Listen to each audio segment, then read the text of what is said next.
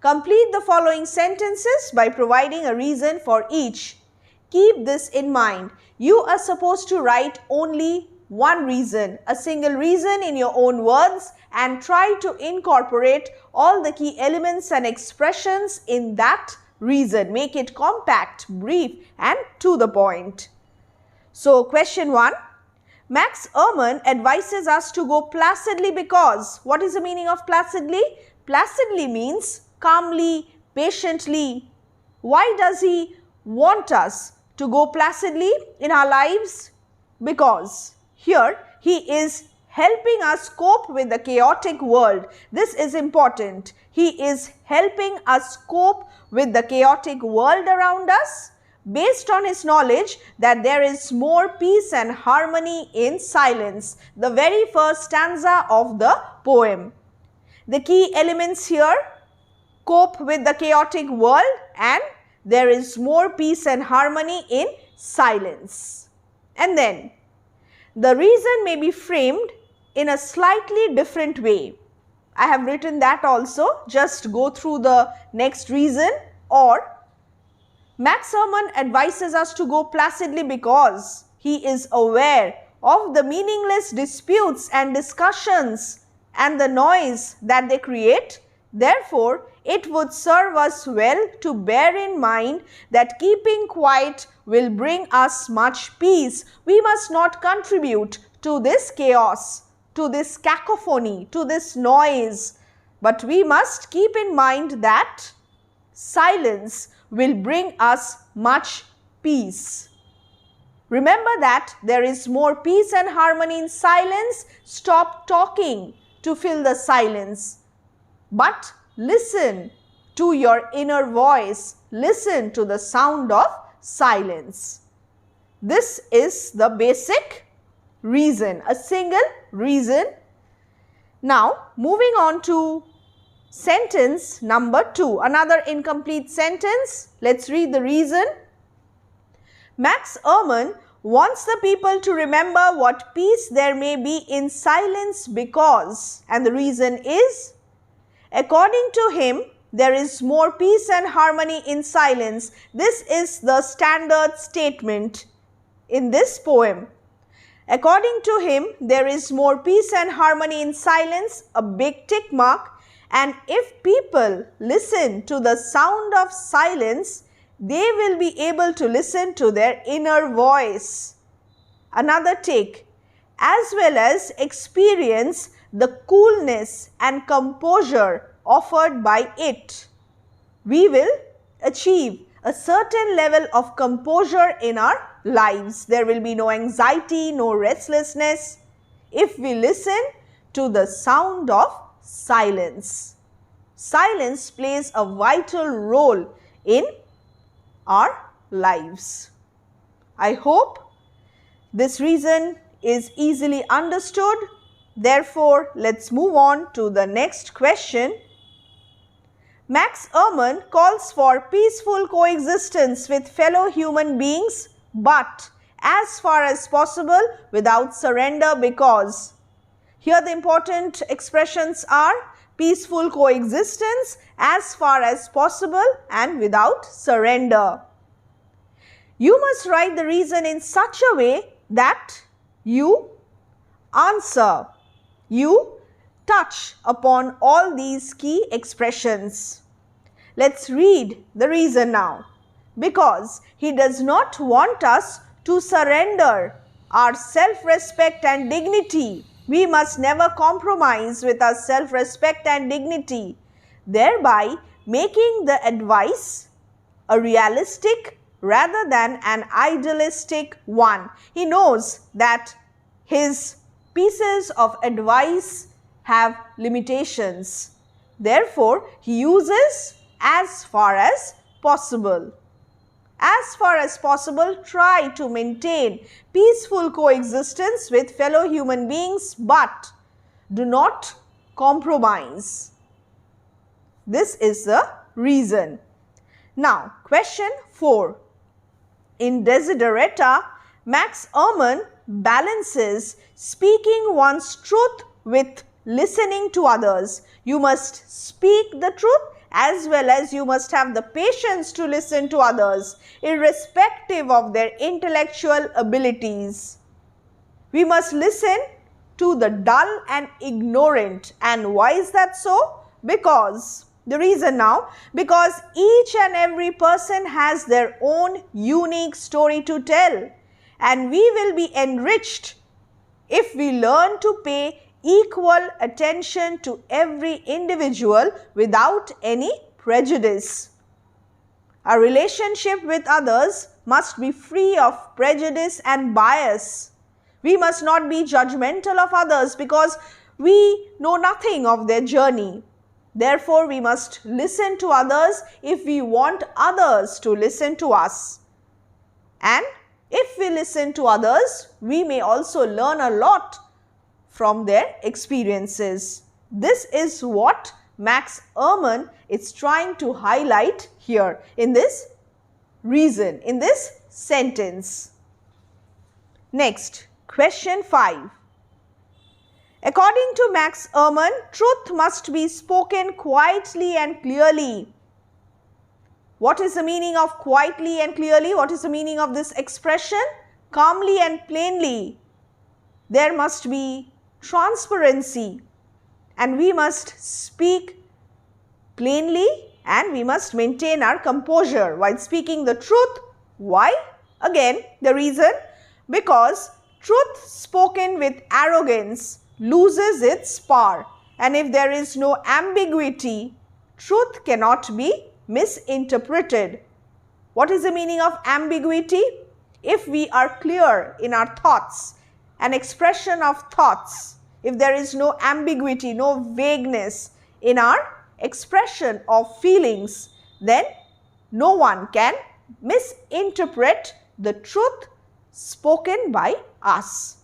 So these are the points which we must remember in order to lead a happy life. Simple points. Desiderata, the Latin term for desired things. This poem is inspirational in nature and offers a simple, positive credo for life. How must we lead our lives? Next, question 6. The poet advises us to stay away from loud and aggressive people because, verse 2, because they are very annoying. Such people, boisterous, offensive, hostile people are very annoying, can be bothersome, and can affect our will. All the 3 points are important. Therefore, I have incorporated them in one brief reason. They are very annoying, vexatious, annoying, bothersome. And the next reason, and the next probable reason, a slightly different reason, the poet advises us to stay away from loud and aggressive people because they might create a negative environment around us that would hamper our state of being and disturb our mind and soul. Avoid loud and aggressive persons. They are vexatious to the spirit, disturbing elements. Toxic people must be avoided. Why? Again, they create a negative environment, a tick mark, and this negative environment may hamper our state of being and disturb our mind and soul. Both the reasons are more or less similar but framed a little differently. Next, Max Ehrmann asks people not to compare themselves with others because all of us are unique and therefore we must not compare. And if you compare yourselves with others, you may become vain or bitter. So I am quoting from the text, from the poem. And now let me read my reason written in my own words, because there is a danger of becoming proud or cynical. The synonym of vain is proud or cynical, as there will always be people who are better than us in some aspect and people who are worse than us. So we must not be filled with pride or cynicism. Always just check the spelling, ALWAYS. The next one, The poet urges us to enjoy our achievements as well as our plans, because enjoy your achievements as well as your plans. Why? Because by doing so, we will always look forward to the future without deviating from our ultimate goals. We must take pleasure in our success, and then we will reach higher and higher. We will always look forward to the future. Enjoy setting targets and planning how to achieve them. If we do not enjoy a thing, then we will not be able to devote ourselves wholeheartedly in that thing, and there will be no success in that. Next, question 9. The poet advises us to focus on our career no matter how humble it is, because it is important for us to stay dedicated and determined. And anything can happen at any time. Life is too unpredictable. Fortunes may change overnight, but job is a security. And therefore, whatever we do, we must value that. Let not any career seem trivial to lose interest in. We must hold on to what we have with interest and motivation. That is important. So, this is an inspirational poem, and this is how Max Ehrmann is motivating us throughout the poem. He is teaching us to develop a positive attitude towards life. Question 10 now. The poet warns us not to be careless and exercise caution in business affairs because a pretty simple reason, because the world is full of people who deceive and dupe others. Now check the spelling of deceive, D-E-C-E-I-V-E, deceive and dupe others. There are tricksters, frauds, cheats, and therefore we must be careful. Next, question 11. According to Max Ehrmann, we must not be blinded by the dishonesty and trickery abounding in the world, because there are bad people, there are good people as well. So we must maintain a balance, because there is a lot of goodness in the world, there is virtue in the world around us, and many people continue with their unremarkable and unremarked acts of heroism in their daily lives. So many persons strive for high ideals, and everywhere life is full of heroism. Therefore, we must appreciate the virtue that is prevalent, that is found in the world around us. Next, question 12. The poet asks us to embrace ourselves for who we are, because this will enable us to develop a positive attitude towards life. Very, very important. Instead of putting on a false exterior, we must not be pretentious, and we will realize our self-worth and dignity. Only then will we realize our self-worth and dignity. And as human beings, we must lead a life of dignity. This poem highlights the themes of love, compassion, human dignity, honesty, humility, and a positive attitude towards life. These themes are important. You may incorporate them in your answers.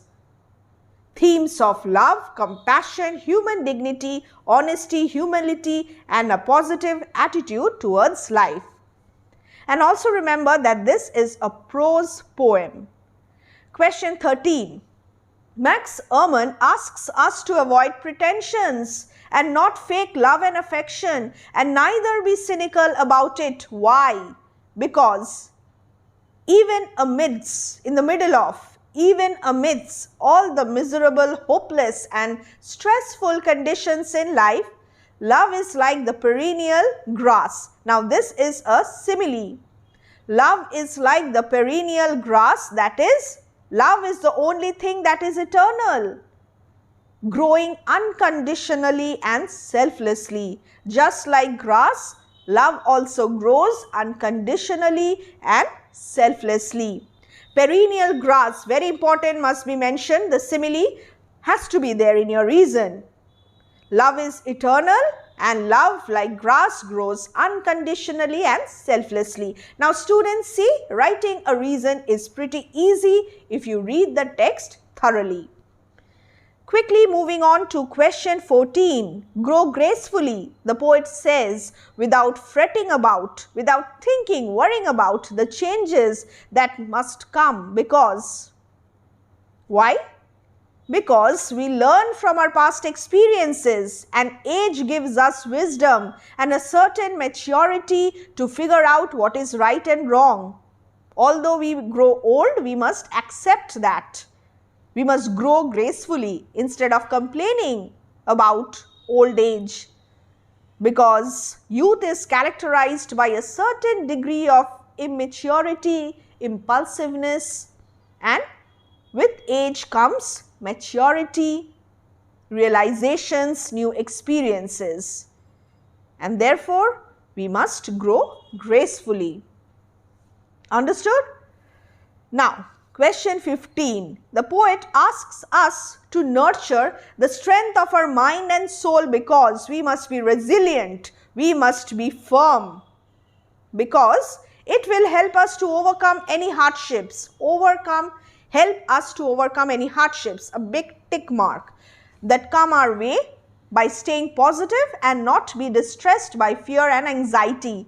Therefore, we must be resilient. We must have strength of mind, strength of soul, so that we are not bothered by fear and anxiety, and this will help us solve all our problems.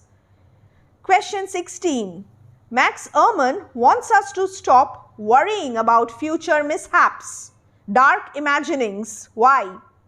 Imaginary dangers and problems, because they are creations of loneliness and fatigue, and these feelings of uneasiness and worry must be avoided to have a positive attitude towards life. And if we have a positive attitude towards life, we will be able to think clearly, and if we have clarity of thought and expression, then we will be able to achieve our targets. So this is the cycle of life, of positive thinking and positive living. The next one, question 17. The poet asks us to treat ourselves gently. Be gentle. Don't be so harsh on yourselves, because we must learn not to be too hard on ourselves, and we must also learn to forgive ourselves for the mistakes we have committed and eventually learn from them and be compassionate towards ourselves.